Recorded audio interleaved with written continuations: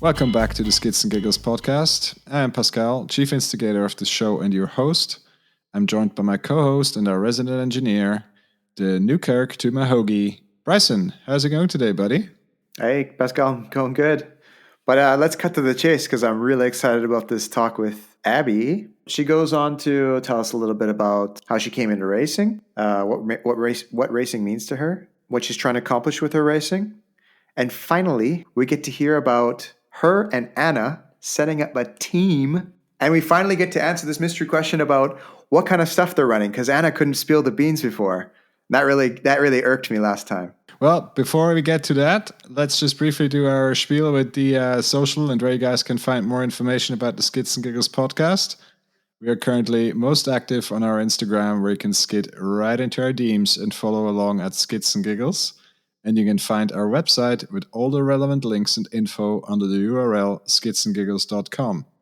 Also, if you guys like what we're doing and want to know what's up, just give us a follow on Spotify. Hit subscribe on Apple Podcasts or wherever else you listen to great podcasts. Right, with that out of the way, let's get to the conversation with Abby. We had a ton of fun, and we hope you guys enjoy too. Catch you after the show.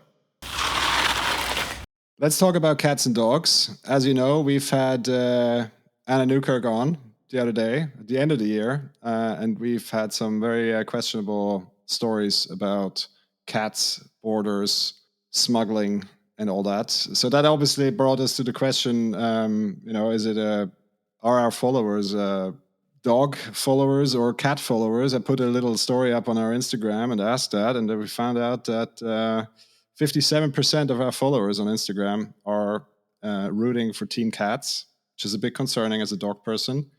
So, Abby, where do you stand on this issue?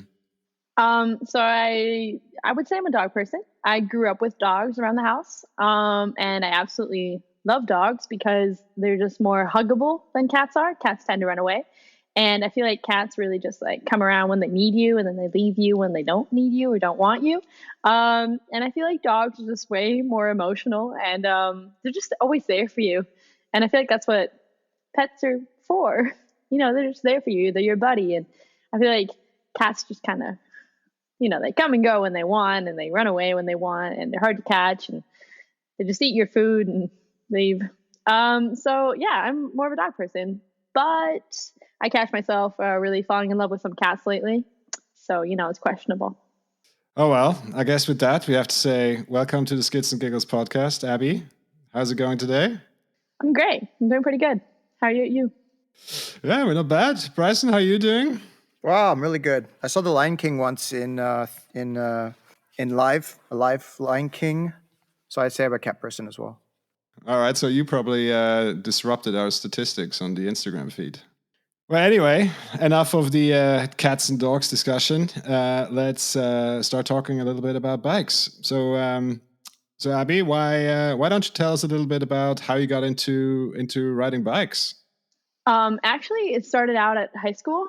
We had a mechanics workshop, and I think it was about in 8th grade when I actually got into fixing bikes before I got into riding bikes. And through that little mechanics club, I guess it was just a few guys and one really motivated teacher, teaching kids how to fix bikes. And these dudes rode downhill.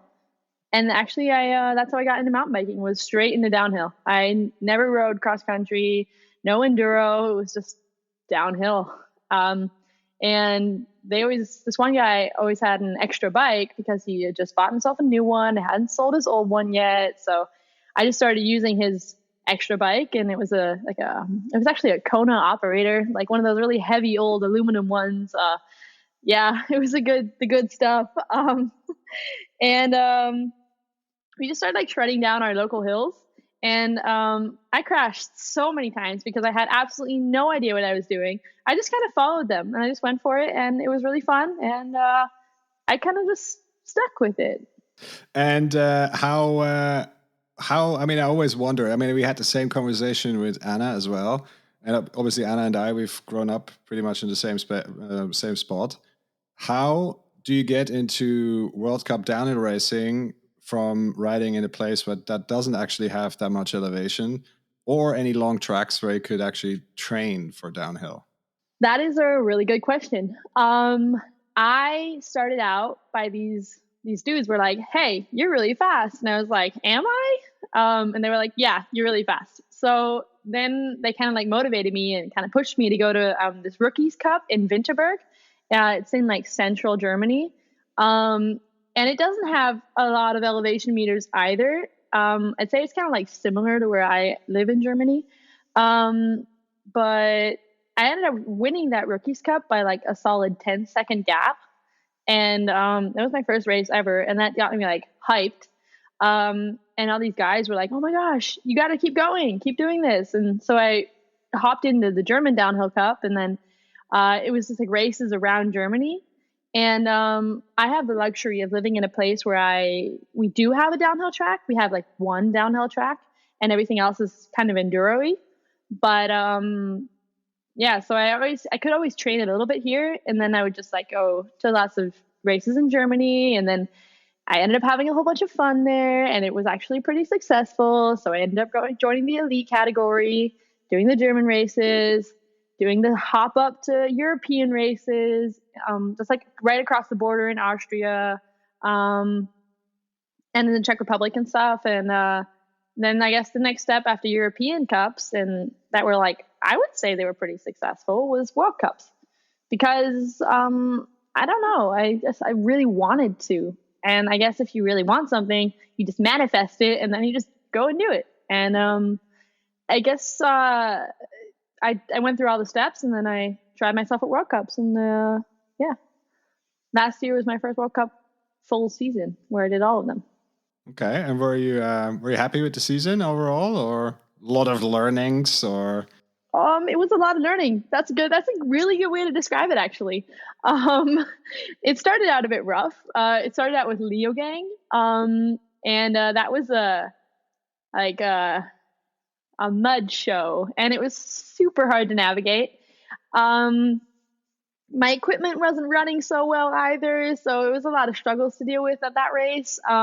I also didn't end up finishing it the way I wanted to, but I learned a lot there. And since I didn't actually start mountain biking until I was 16, I feel like I started pretty late, and I'm 23 now. So it's been actually 7 years now. Oh, yay. But going straight into downhill and stuff, I feel like I missed out on a lot of like experience in different scenarios and stuff. So I'm still gaining that, like a lot of experience factors that even younger riders than I am have already, because they started earlier. It's still like it's piling up with me. So yeah, it was definitely a learning season last year, but it ended really well. So I was really happy. But have you experimented with other disciplines, or have you literally just stuck with downhill ever since? Because I mean, that kind of would play towards this bike time and bike skills and different nuances of riding, etc. Or are you just laser focused on downhill and going fast? I'm definitely laser focused on going fast, but not just downhill. I did do an EWS last year and one enduro race in 2020. So I'm feeling my way into that, but I actually got my first enduro bike like 3 years ago. So it's not been a long time. I had only downhill bikes for the first 3 years. And I guess it was just what I wanted at the time and also what I could afford at the time. And it's just, yeah, so I did do an enduro race. It is, as Anna likes to call it, a type 2 pain. So it's difficult. It's something else. It was fun, but I'm currently more successful in downhill. So maybe I'll just like focus on downhill and just like, always throw in a little EWS once a year or something, sprinkle in the type 2 fun.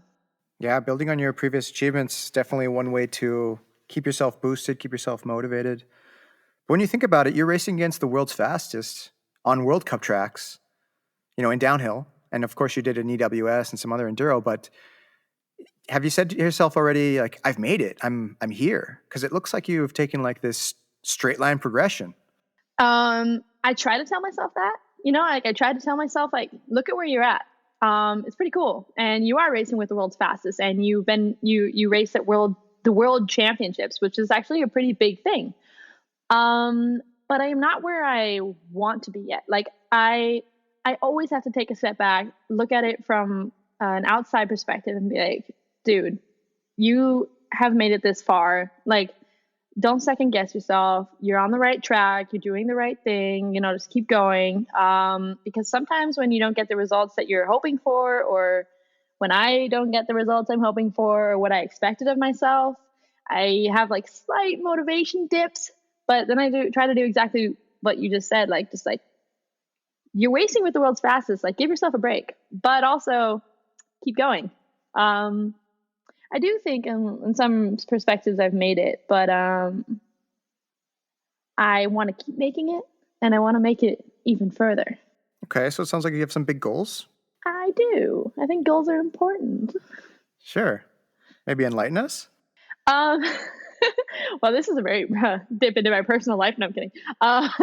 No, yeah.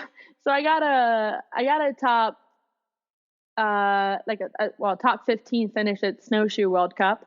Before that, I was always like scratching at qualifying for the finals. It was always like I was a few seconds off so many times. It was really starting to annoy me how close it was a few times. I was like, come on, this cannot be it. And then it like finally happened at Snowshoe that I made it into the top 15. And I was like, see, this is what I'm talking about. And I didn't. And what the cool thing was that I didn't just make it. I actually made it. I qualified 14th, which was cool. So not even just 15th. I've actually never been 15th. I've been 16th, 17th, and then 14th. Yeah. So I feel like ever since I got that little taste of it actually working, like everything playing together and everything really just like all the gears working together for that one at that. Well, in this case, it was the last World Cup of the season last year. I definitely want to make that the consistent level where I'm not consistently scratching at finals. I am consistently making finals. That's like my next baby step. And then of course it'll be like, I already putting my sights on top 10s, and then it would be top 5s, Okay, so it sounds like a pretty familiar story for a lot of up and comers. Not saying you're not unique, of course you are. But maybe what is it that brought you to that position in Snowshoe? Was there something you had an aha eureka moment, or is it just kind of all accumulating together and finally at the end of the year you're like, yes, okay, it paid off? It was definitely an accumulation of a lot of things, mostly being annoyed at not making it. And I was like, come on. Like, I think it gave me that last little push of on myself to like really just like grip it and rip it and just be like, okay, this is the last World Cup of the season. What do you have to lose? Because I know I'm afraid of getting hurt sometimes because I have had a few injuries in the past, and it's been like a little block in my head for a while. And then I was like, you know what? Even if you get hurt this one, it was the last one, so you may as well go fast, right? So yeah, it was a great venue. I loved the track. It was really fun. I had a great time there with Anna. And my bike was running well, and I don't know, everything just came together. The weather was nice. It's important. The weather's important. It can really make or break a race. But I want to backtrack a little bit because the element we've not talked about yet is that this mountain biking and downhill racing and all that is not the only thing you're active in sports in, right? So you're studying sports science, if I remember correctly, and you're playing a lot of other sports, right? And we haven't talked about transferable skills, right? And the experience with competition and getting yourself ready for a race and getting the headspace and mental game, etc. So can you talk a little bit about the other things that you're doing and that you have experience with that helped you along the way? I would love to. So I feel like ever since I started doing sports, I started out with soccer when I was really young. I still play soccer. And then I really got into snowboarding, and then I got into mountain biking. And I feel like in each one of those sports, I always thought like, hey, I want to do this at a professional level. Like soccer, I used to want to be a professional soccer player. Then I got into snowboarding, and then I wanted to be a professional snowboarder. And I wanted it, and I kind of always felt like I could deal with the pressure, and I love the competition. Like some people, I guess, do sports because it's like healthy and because it's fun and everything. And I did that because it was healthy and fun too. But I loved seeing the stats and like being like, hey, this is the difference between this person and that kind of stuff, and like this speed and this speed. And like I used to Strava my snowboard runs, and I remember going down like the Eiger North Face once on my snowboard. Like there's like a run down it, and I tried going so fast because I wanted to get like a really high speed. So I was like tracking it and everything. And I feel like I always loved going fast. So probably first got to experience it in snowboarding, and then in mountain biking because need for speed right here. And as for mental stuff, I'm a big head person. Like I also study psychology as my minor. And sports psychology is one of my favorite subjects. And like all of the things you can unlock just by how you think, what you do, what your head's doing, and how much better you can make yourself just by little tips and tricks, to like get your mind in the right place. I love that. And I feel like you can really notice the difference when you're at a really, really high level. And maybe it's just like a consistent self-experiment. I don't know.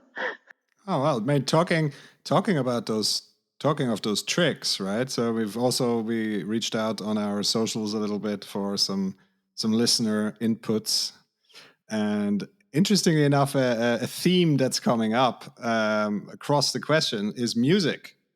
And Anna actually specifically asks, "What's your pre-race playlist?" P.S. I'm a big fan. So what's up with your pre-race playlist? I think Anna might be my biggest fan. No, I'm kidding.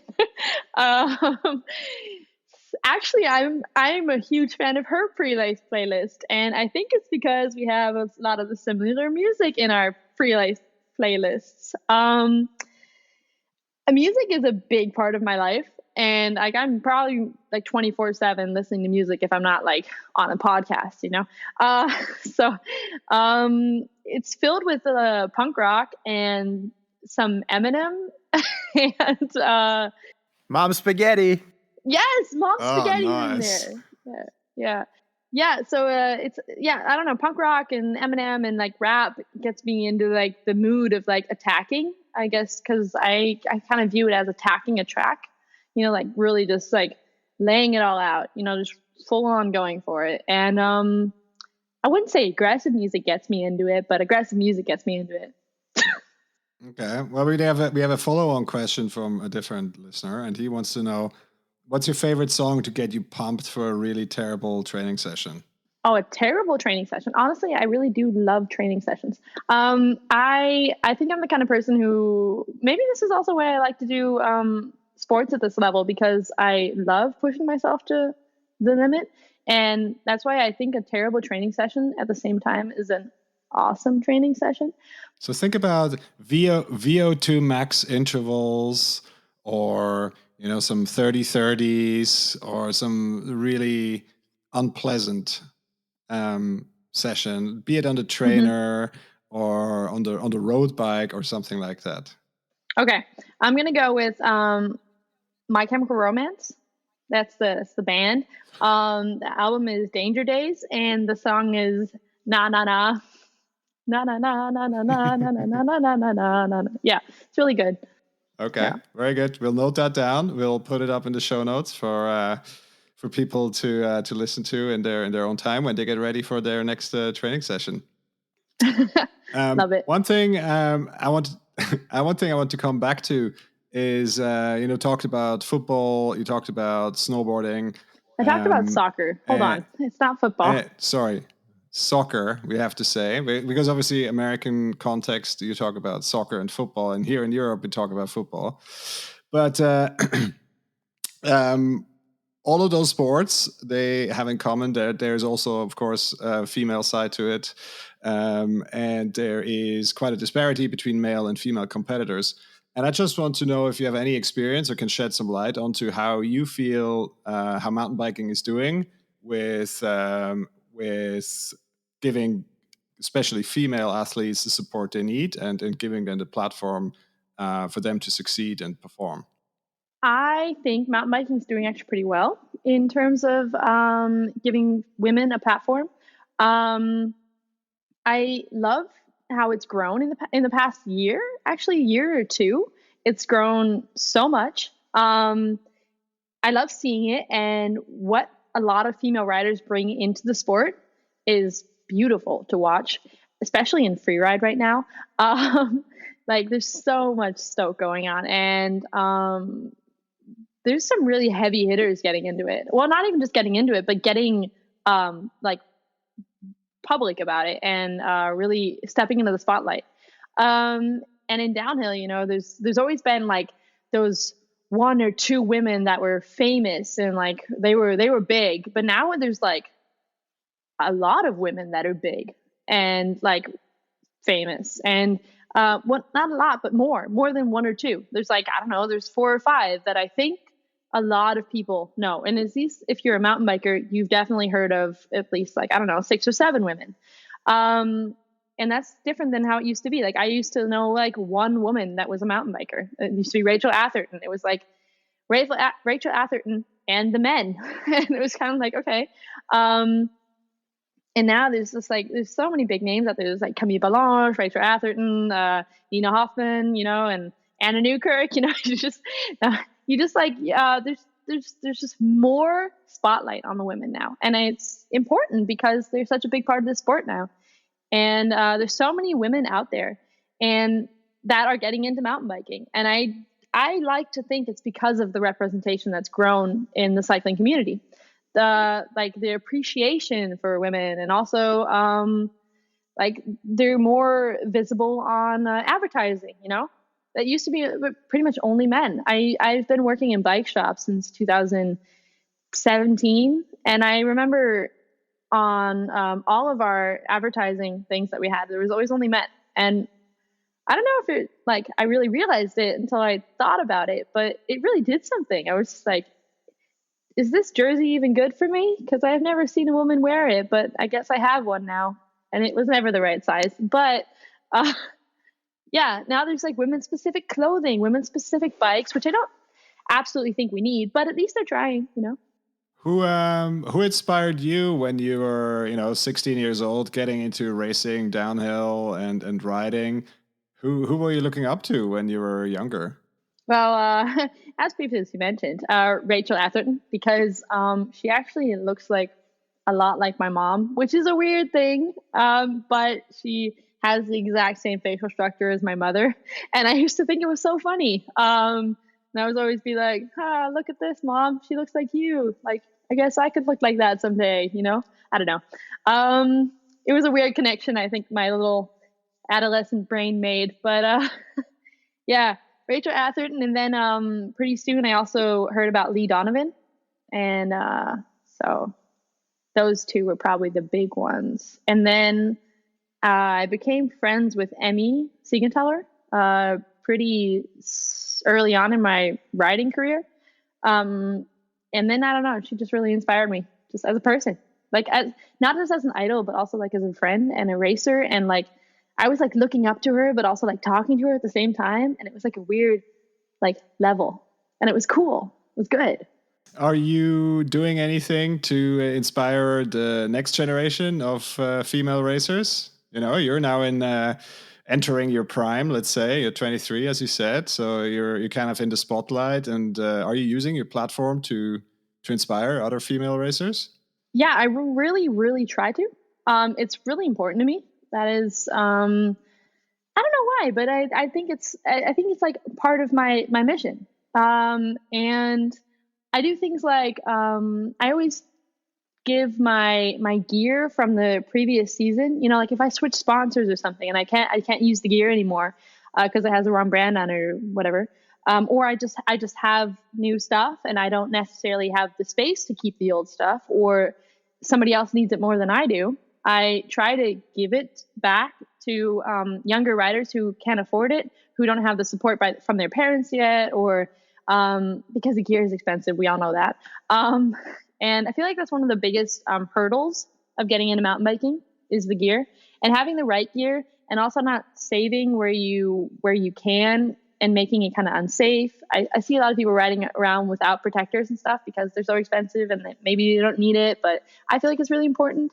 So I tend to give back some of my older kits to young kids at the school I used to go to, and to that club that I started out in the fixing bikes at, or kids that write to me on Instagram. I get some DMs about like, hey, do you have old jerseys, or can I buy your old protectors or something? I'm like, you know what, here. That's awesome. Yeah, I try to do that. Yeah. I also coach kids groups at the local bike park, and also enduro classes here.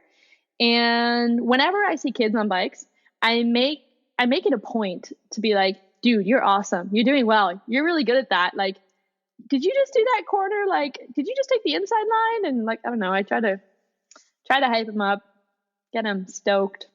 Oh yeah, for sure. I mean, that's it's very important. I mean, obviously not only for kids in general, but also I think personally, I mean, we obviously face the same challenge myself with my own kids, right? Is to also encourage girls, and that's actually funny story. Is that how I met Anna in person for the first time? Is because she gave away some of her jerseys at the end of the season, and I asked her for one for my daughter. So and she's actually wearing it proudly these days. So she's growing into it. So so will be good times next summer when we go riding again. All right. Well, we talked a lot about Anna already. There's obviously a little bit more significance to this topic and person. Gosh, no. I guess by the time this episode is coming out, it will be hopefully out of the bag that you guys are forming a team. Can you tell us a little bit Surprise! Can you tell us about what you guys have planned for the year? Yeah, I'd love to. So, I mean, as you guys know, or you don't know, but Anna Newkirk is my best friend. And we've been friends since we met in Winterberg. I think it must have been 2017, if I'm not mistaken. But we ended up going to almost all of the races together the last 2 years. And she was always on a different team than I was. And I was on a different team. But we always still ended up going together because, I mean, we don't live super close. We live like 3 hours apart. But I always kind of like put her on my route to drive her places because she didn't have a driver's license and she didn't have a car. And once I had my driver's license in my car, it was always more fun to go 2 people in a car than alone. So I always made it a point to pick her up, and we ended up just spending all of the time at the races together. We rode together, we had accommodations together, we cooked together, went shopping together, did everything. So basically we were each other's support for a long time. And now I'm really happy to announce that we are starting a team together, and not just any team, a UCI downhill mountain bike team. Whoop! Awesome. Very, very stoked for you guys. Just to get that out there. Oh, thank you. I am too. I'm super stoked for us. What is the team going to be called? This is exciting. All right. So it's going to be Beyond Racing, a race team with a purpose. Oh, nice. Talk about the purpose. The purpose is to give people an insight to what racing is for us. So for Anna and I, and like some behind the scenes, how it works, how we got into it,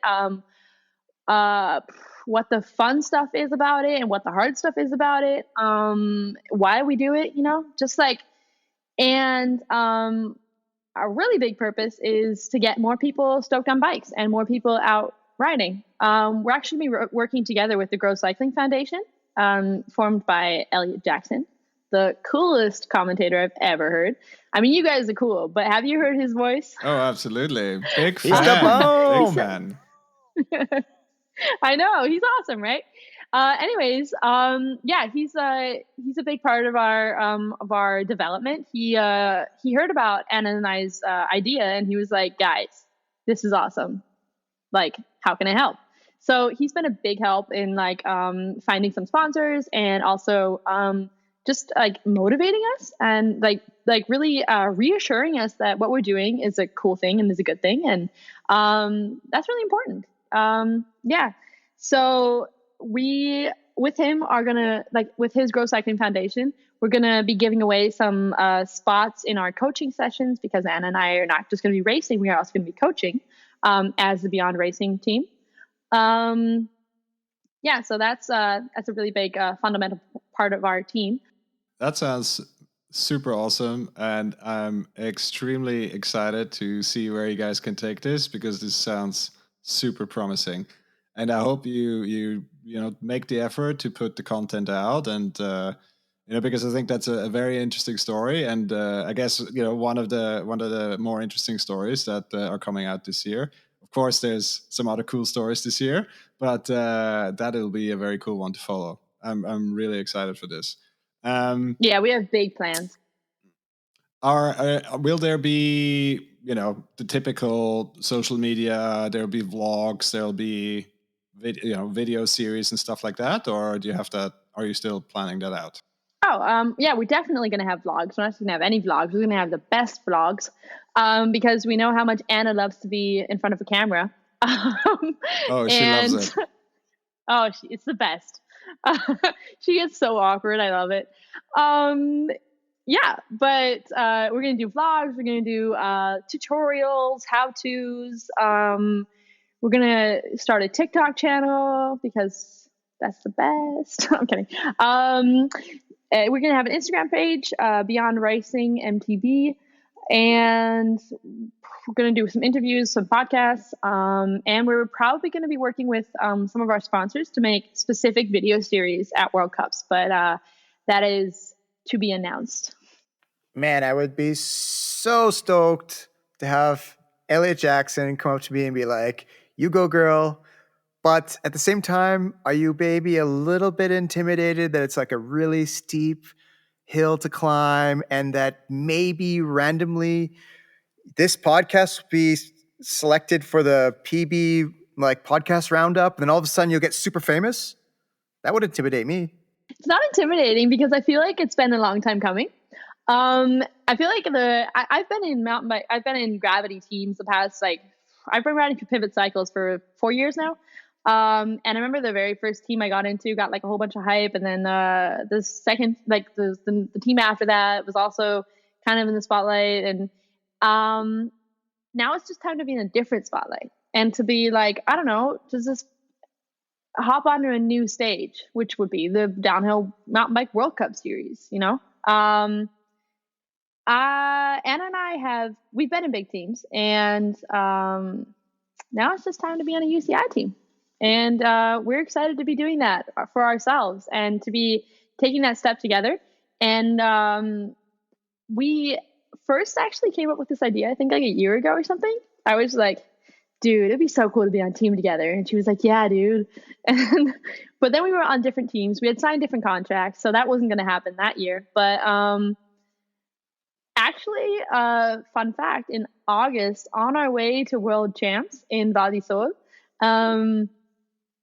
I like re-mentioned the idea, because the timing was right. Anna didn't have a team to sign, like, that she wanted to sign with. I didn't have a team I wanted to re-sign with. So we just kind of like, I was like, dude, remember that thing we talked about? And she's like, dude, that thing. And then we were like, what are we going to call that thing? And then we just started like shooting out the most random name ideas. And and it was like, wait, we're actually going to do this? And then at World Champs, the stoke grew, and we were like in a room together at US Cycling. We had like this, like all of the riders were like, there's 2 riders to a room. And we were in a room together, and it was like, dude, we should start working on our portfolio. We need to start talking to sponsors. And then we were like, this is like really happening. And then we just like kept like going. And then at the after party in Snowshoe is when we talked to Elliot. So it was it was like a month of like, we're going to do this. And then when we like told somebody about it, like we hadn't told anybody about it because we were like, is this a good idea? Like, yeah, it's a good idea. Like, we can do this. And then we told Ellie about it. And he's like, guys, this is a really good idea. We were like, okay, yeah. Let's go. And then, yeah. What a snowball effect. It was so cool. It was an experience. Yeah. It reminds me of that Fleetwood Mac song. Do you like Fleetwood Mac? I do. I really do. My mom loved them. So. You Can Go Your Own Way. Do you know that tune? Yes. Yeah, it's so rad. I love Fleetwood. Maybe we'll make that our jingle. Could. Yeah. Well, don't give up on My Chemical Romance just yet. Oh, I would never give up on them. They have my heart and soul. So I want to know more about your setup. Like, you're sharing like derailleur sponsors, or like what's going on there? I'm going to start with like, I guess, biggest to smallest sponsor. I feel like that's a good way to go through it. And also I'm super excited to like announce this, but Anna and I are going to be muck-off team riders. And we're actually going to be doing like pretty cool video and photo stuff with muck-off. So I'm really, really excited about that. They're one of our main sponsors. And for the past few years, Anna and I have both been on Maxis, and I am really excited to keep being on Maxis. And they were super on board with the idea. They think it's awesome. We love their tires, so they're happy. We're happy. They're stoked. We're stoked. So yeah. Then there's also going to be Fitlock, which is another big name. They make those super cool magnetic bottles that you can just like throw onto your bike and they just stay. Yeah, they're on board and they're super hyped. SR Sun Tour, I've been riding for them for actually 1 year now, but one really good year, or 2 years actually. I'm not really sure, but I'm happy with them, and Anna wants to try it, and so they're on board, and also very happy about that. Then there's, let me think. Oh, Unique Clothing. You probably know them from like the Cammy's team from last year. Yeah. Or from Anna. Sorry. Wow. My brain just glitched. Yeah, from Anna. They're going to be doing our clothing, and we're going to have like really awesome custom kits. And we're going to look so fresh. You're not even going to know what hit you. Then there's, Liat keeping us protected. Yeah, and 77 Designs doing our chain guards and like little stuff on the bike, like the stuff that like you don't notice right away, but if you like look into the detail of the bike, you're like, whoa, that is so stealthy. Yeah. Hand ups for the hands. Yeah, those are pretty much big one that I love, DT Swiss. Very happy to have their wheels keeping us rolling. Yeah. The only thing we don't actually have settled yet is what frames we're going to be riding. Yeah. So. Oh, it's just a small detail. Yeah, it's casual. Yeah. Just look fresh. Bike second. So you got a full race schedule coming up. What are you doing? Where are you going to start? So, full World Cup series. Including like the overseas ones like Canada, Fort William, USA, US champs. So the championships in Colorado, Crankworks once they bring out their dates, because I personally love Crankworks. I got like a 5th spot at Crankworks Rotorua in 2019. And that was insane for me back then, because I was the second faster than Camille Balanche and a second slower than Emmy. And I was like, this feels good. Yeah. And I think that was like the first race where I really realized that I could like make it on the international circuit. And yeah. So that's why I love racing Crankworks. I have this undying love for Crankworks events. So it'll be Downhill World Cup, Crankworks World Tour, US champs, 1 or 2 EWSs. Yeah, that's the plan for now. Maybe the U.S. Pan American champs, but we'll know that by the time this podcast comes out. Crankworks is rad. It's like riding your bike at a music festival. just everyone's hyped and it's a good atmosphere. But That's a good analogy. it takes a lot of planning, a lot of organization, and not only just getting the sponsors on board and that whole hurricane, but figuring out flights, figuring out where to stay, who to stay with, how to set up your stuff when you're there. Like, I know you've been on the circuit a while and you kind of have a little momentum going and understanding, but now you have 2 people, and I would think it just get multiplied, like the difficulty. We also have 2 know-how heads. So, Oh. Anna has her strengths, I have my strengths, and we really we add to each other's energy, and everything we do just becomes way smoother when we do it together, because she checks me, I check her. She fixes me, I fix her. If we forget something, the other person remembers it. If one person is bad at something, the other person's good at it. We kind of just like, this is why I'm so excited for this, because we just work together like perfect gears. When a shifting system on your bike works just perfectly, like it's a fresh derailleur, you got a fresh chain, fresh cassette, everything's shifting perfectly. That's us. We just work. And that's why this team's going to work. And this is why it's worked so far. It's been fun building it. It's been fun talking to sponsors and getting all this stuff sorted out. It's exciting. It's exciting seeing, like, really starting to feel how it all works and how much effort needs to go into what things. Every contract we sign is like, yes, we did this. We made this happen. And it's such a good feeling. It's just like you're building a house and you know it'll work. You're not doubting it. And you have all the pieces. You just always need, like, you need your building crew to put it together, and she's my builder and I'm her builder, and like we both construct at the same time, and it's really, really fun. That's a great way to look at it. Looking forward to seeing how this story develops. Yeah, I want to see all these details come out. All right, maybe looking forward a little bit. If this project beyond racing is going to be successful, is that going to be your jam for the future of your racing career, or is this just a stepping stone to maybe something bigger and better? I mean, of course, you talked about figuring out all that sort of stuff, like the flights and the parts and the contracts and the travel and all that this sort of stuff. Sorting that out yourself, of course, that then brings the question in my head, at least.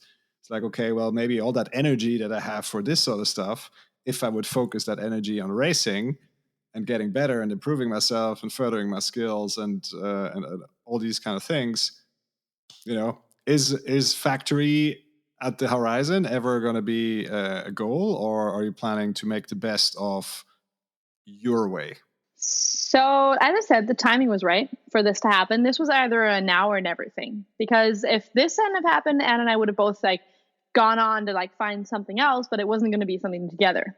So what we're doing right now is something that we wanted to do and we really wanted to try. And I'm really excited to see it work out. But of course, a factory team offers you a type of luxury at races that you can only get in a factory team. And if that opportunity arises for either of us in the future, it would be foolish to turn it down, depending on how this develops, of course. As of right now, I guess we could see it as a sort of really big, solid stepping stone that you can stand on for a long time, because you're not going to go underwater with it. But yeah, of course, if there's something bigger for us in the future, then I would definitely, I wouldn't say no to it. And that would be a whole new adventure to cross, and we cross that bridge when we get there. Yeah, but I'd say this is definitely something that we can work with and build if we decide that's where we want to go. Like season 2023, 2024, But okay. Yeah. What put yourself in your future shoes, let's say 2025, and you look back on 23, 24, 22, and how Beyond Racing has turned out, and how would you say this has been a success? Well, I mean, that's only something the future can hold then. But I am really proud of where we've gotten to so far. honestly, it's been such a fun experience, and I'm already proud to be racing for this team this year. Um, and it's always going to be our thing.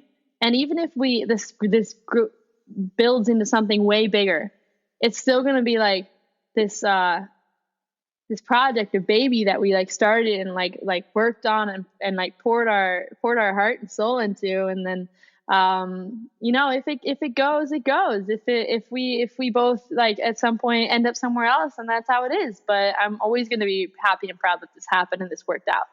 And I'm really excited for this season. This just like looking directly forward, this is going to be good. It's going to be really good, and it's always going to be good, even looking back. You know. Cool. I mean, it sounds like you've figured your stuff out, but you know, if someone that listens to this, you know, wants to help you out and wants to be part of this journey, how can they help you? Frames. Honestly, frames. Honestly, you know, I was like supporting us on social media because looking for sponsors actually when it started out for me on social media, and it's still a big, like, social media is still probably the biggest part of it right now in my career. Because I feel like as long as you're not getting like top 5 podium finishes at a World Cup, you're going to have a lot of followers, and you're going to have people interested in your bike life and not just your racing career, because that's what it's about to sponsors nowadays. And supporting us on social media, big thing. You know, if you have a company that's down to work with us, you know, hit us up.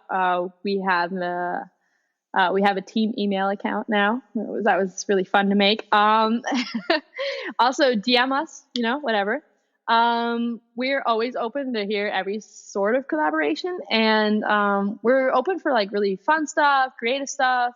Of course, also always financial support from companies is always big things. But yeah, mostly just like getting out and riding and listening to like podcasts and interviews that we do and following us is going to be a big help already.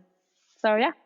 All right. Well, I offered Anna some of our water bottles the other day when we went out for a ride, and she turned it down. But obviously now that makes sense when you said that you know, Fitlock is one of your sponsors. Are you guys working on other stuff like merch and stuff, or water bottles, or anything else that you know, people can look forward to? Yeah, we're definitely going to have merch. Anna and I absolutely love merch.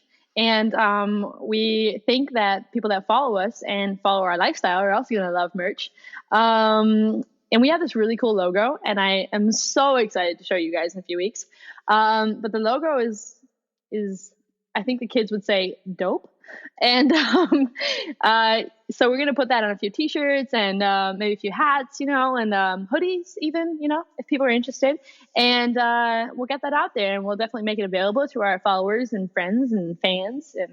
And so that's actually a really good way to support us, you know, buy our merch. Abby, I think it's super cool that you have embraced social media so well. I've kind of drifted away from it over the past few years. But I think of it as a really big sign of the times, and I think it's enabled a lot of people across our dear planet for lots of good as well. So, for example, you know, one high level example is like Daniel Ricciardo from F1. He basically arrived on the scene. He's got the skills, but he basically used his social media just to, you know, show who he is, just who he is, not who he is as a racer, but who he is as a person. And I think that helped him kind of just be who he is in his own sense and do what he does best. And it's racing. And, you know, now he's turned into superstar. And I think it's also helped sort of like the whole like maker movement, or like the make yourself movement, self-made man type of thing, or woman, or being, whatever it is. And it's like allowing people to show who they are, allowing them to be comfortable with themselves, and like, yeah, get support in that way. So, you know, when you started out with saying that you kind of got like just got away from it a little bit over the past years.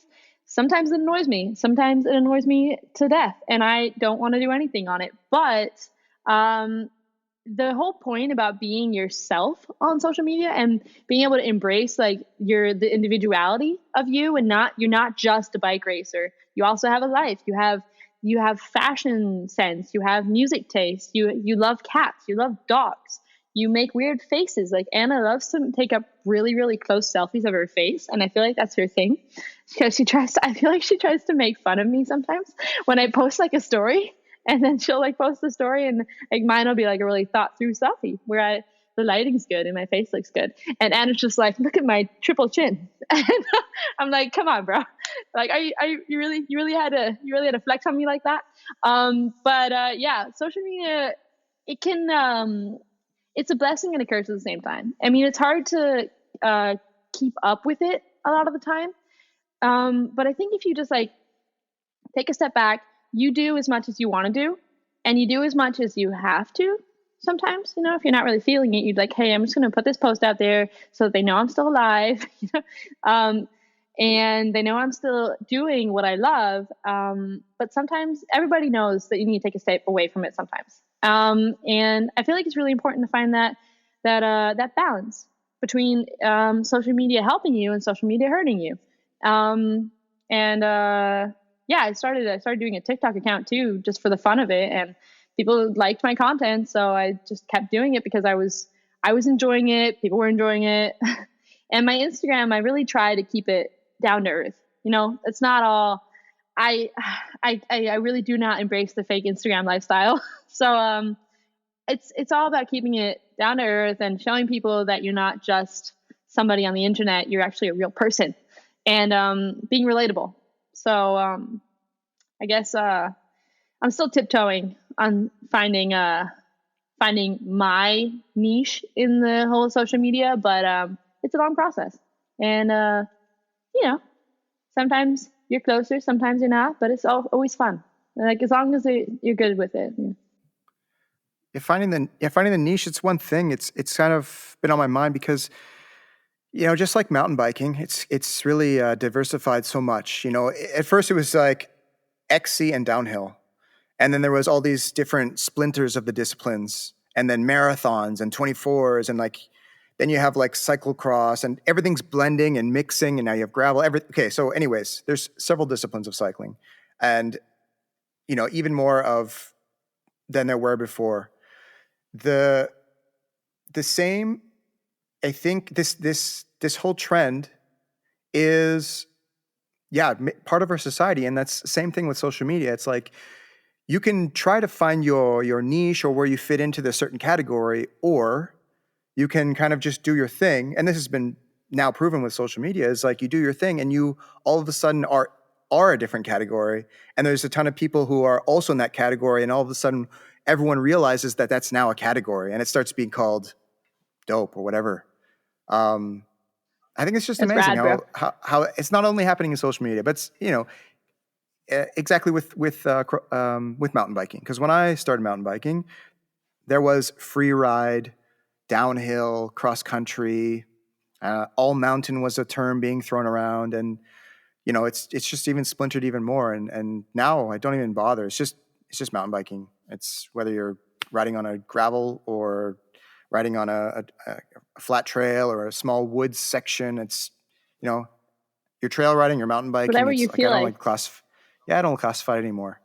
But no, it's whatever you feel like, whatever you want to vibe with at that time, But downhill is downhill. Oh, come on. Downhill will always be downhill. Yeah. There's mountain biking, and then there's downhill. All right. Well, we also have a couple more listener questions, and I think we just go through those before we wrap up the episode for today. We have another fun one from Anna, actually, and I really want to hear your take on this. She wants to know, would you rather race an XC bike DH or a DH bike for XC?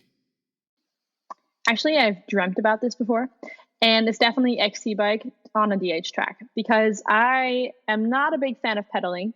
I'm not a big fan of pedaling DH bikes, and I just feel like racing a downhill bike on an XC track would be just super, like, it would be like, what do you like, rubber, like, oh gosh, Endoy. In German, it's like pushing a waterbed up the hill. Yeah, es zieht sich wie Kaugummi, which means it pulls like gum. Like, it's hard. And I feel like racing an XC bike on a downhill track would be fun. It's a challenge I really want to do. I feel like the less suspension you have, the more technical ability you have to have. And like if you go on a downhill track, and it would be exciting. I would definitely need a dropper post. So I would do it with one of the modern XC bikes, with a dropper post and maybe like the mini rear suspension. But it would definitely be that one, yeah. Okay, that's a good insight. So now after that downhill run on your XC bike, you're allowed to have a beer. And Max Greisberg, he wants to know what your favorite beer is for that occasion. All right, so I feel like a few people are going to come at me for this, but I really like Wälder Pils, from this brewery near Heidelberg, where I live, or Helles from brewery Chiemsee. Those are probably my two go-tos. I also do like Radler, but people always say Radler's not beer, so No, it's lemonade. No, come on. It's good. It's good lemonade, though. If you drink enough of it, it'll be like lemonade. Yeah, exactly. Yeah. All right, we have a final one, a final listener question from Instagram handle @Jungans. What's your favorite part of off season? It's definitely getting tattoos. I always wait for the off season to get a new tattoo or freshen up my tattoos or something, and I'm always very excited for that. Yeah. Oh, and going to university like a normal student. Honestly, I'm always excited for that too, because during the race season, I don't have a lot of classes and I don't really attend a lot of university because I'm out racing so much and traveling. But in the off season, I get to be a normal student, and there's hard training, but there's also like parties and stuff, and I try to keep that for the off season. Okay, I can see that. All right. Well, we to finish up, we also have our infamous closeout questions. Just quickly go through those, if that's okay. Well, why don't you talk us about that first bike that got you really stoked on riding? I'm honestly going to say it wasn't the Kona, because that thing was a beast. It was like a tank. My first bike was a propane. It was a propane rage. And I absolutely loved that bike. It was heavy as hell. The suspension didn't work so great. It was like an upside down fork. So it wasn't the best, but I loved it. And I broke a frame, but I got a new one. And that was the bike that definitely made me fall in love with it. I took the biggest jumps on it, heavy hits, won my first races on it. Yeah. I also have it tattooed. It's a tattoo on my leg. Everybody always asks what the bike is that I have tattooed, and it's that one, with my first downhill bike. Yeah. No regrets. All right. Next one. Imagine you are Harriet Schedini. I guess that's is that the right pronoun? Just checking. Yeah, and imagine you're a bike magician extraordinaire, and you can make riding a bike more awesome for anyone by the stroke of a magic dropper post. What would you do? Oof, that is a good question. Endless tire life. That tires don't scrub off or tear. No punctures. Unbreakable tires, but still with the amazing grip that Maxxis Tires offers. And so undestroyable tires, but they just don't tear and they just don't lose their profile. You just go, and you don't have to go through the pain of punctures, switching tubeless tires. Just pop them on, and if you want a different tread, then you change it. But the tire stays if you want it to. I feel like that'd be really fun, and it'd save a lot of money for a lot of people, and it would help the environment because you wouldn't have as much tires thrown away. That does sound like an amazing idea. However, as a person who enjoyed most of his crazy, wacky adventures with tire malfunctions. I kind of feel like it would have taken away from my overall mountain bike experience, like coming up mountain biking. So, okay, story for another time. If you had these magical tires, would it make you skid better? Like, would you have the perfect skid with the perfect tires? Okay, so if you had these tires and they have they have the amazing grip and everything, right? You could practice skids as many times as you want. You could skid down every fire road in practice, or you could skid around as much as you want, and you wouldn't have to worry about having to get new tires. So I feel like practice makes perfect. And if you have the perfect tires to practice, then you can just do it all the time. And then I don't know. I feel like it would give you more opportunities to skid it out. Okay, so 2 birds with 1 stone. You won this one. Thank you. I try. I try to exceed. Well, that was super awesome, Abby. Thank you very much. If our listeners have any questions or want to find out more about you, where can they find you? And of course, where can they find Beyond Racing? So they can hit me up on Instagram. I actually try to answer all my DMs because I never want to be that kind of person that is too good for DMs. So I try to answer everybody. And it's Abby_Hogie. You can also find Beyond Racing on Instagram. It'll be Beyond Racing MTB. We also will have a website coming up soon. You can also find us at races. Our pit is going to be right next to the huge SR Sun Tour pit. We're going to be right there where everybody can see us. You can always come up and talk to us if you see us riding around on trails or at races or at any other events, in the shopping mall, just to be like, hey guys. But yeah, just also on Facebook, the usual. Any shout outs you want to get off your chest before we close it up? Shout out to Anna Newkirk, of course, the OG. Shout out to probably my first team manager, Katrin Karkov, because I feel like she really boosted me into the racing lifestyle, and I will forever appreciate her dedication and believing in me. Yeah, and shout out to Beyond Racing because it's going to be beyond awesome. Also Elliot Jackson, good guy, and Grow Cycling Foundation, good stuff. Check it out on Instagram, follow them, support them. Absolutely. We'll put those all in the show notes and you guys can find it there. Abby, again, this was super cool. Thank you for your time. No, thank you. Bryson, this was awesome. Thank you for your time. It was a pleasure. And I'll catch you guys some other time out on the trails, hopefully. Yeah, hopefully soon. Thanks for listening. We really hope you enjoyed this episode. As we mentioned at the top of the show, you can find all the links and the relevant info to this episode in the show notes. Also, if you enjoyed this episode, why don't you share it with your riding buddies? It really helps us grow our show and reach more cool people like you. That's great advice, Pascal. I really enjoyed making the episode as well. And I'm really looking forward to all the cool stuff we're going to be doing in 2022. So stay tuned, guys.